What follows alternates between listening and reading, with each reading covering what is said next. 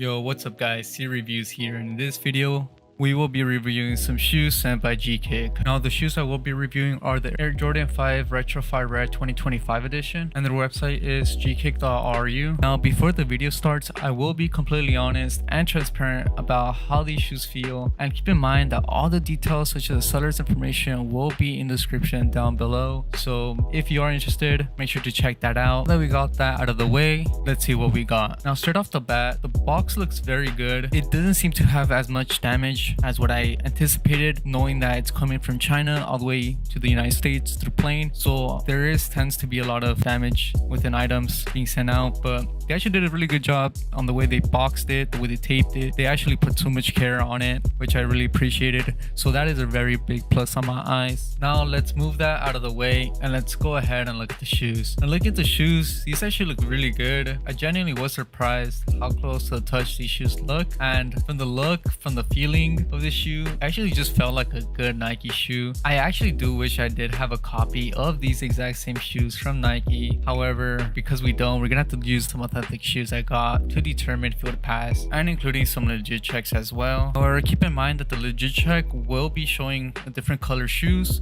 but the same rule applies for these shoes as well. However, for certain checks, we will have to refer to other sites such as GOAT, since some of the legit checks don't apply to the specific shoe.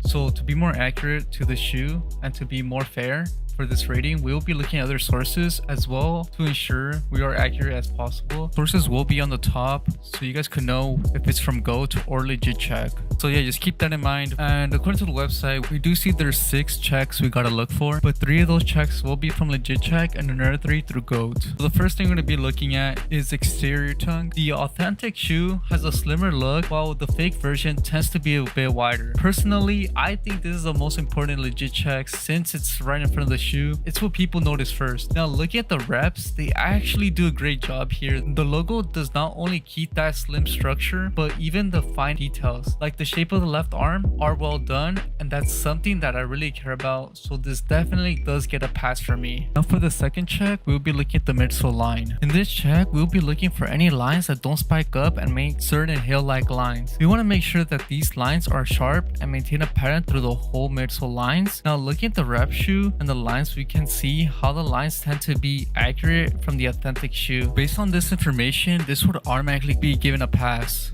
Now for this next check, we will be focusing on the rear shape. Now in this check, we'll be focusing on the back of the shoe from where the logo takes place, and we want to ensure the stitching makes a V-shaped design rather than a U-shaped design. So let's go ahead and make sure to verify if this passes. Now from what we can see from the shoe, the slope within the stitching isn't too wide, so in this case, we have a V-shaped curvature, which would automatically give it a pass. Now for this final legit check, we're using GOAT as a reference to examine the drop shadow. Since we're reviewing the same pair, it's important to confirm that these details actually check out. Now we will be showing a side-by-side comparison between legit check and GOAT. Now we were to freeze the video right here, we can see based on the top reference image that the drop shadow reaches above the line of the 23 very slightly. However, on the rep, it does stop by the 23 almost at the same point reach, specifically speaking for the number 2. Now this isn't really an issue in my opinion since it's barely noticeable. However, it's good to take note of. Now for these last 2 checks, they will require to be viewed on multiple sources. That being said, we'll be looking at the interior tongue and the Nike Air text. Now looking at the interior tongue, we can see how this looks exactly like the one presented on GOAT. By showcasing the font being close to touching the stitching, this would automatically give it a pass. Now for the Nike Air text, this one's kind of hard to determine because of the GOAT image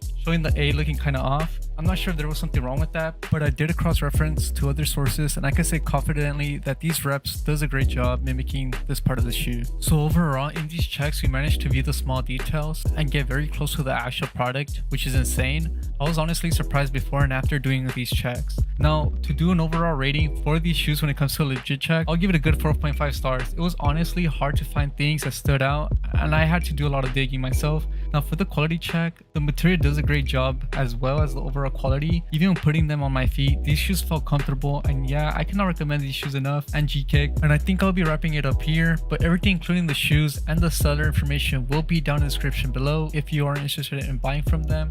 Also, let me know down in the comments below if there's something I missed or overall opinions or feedback you may have.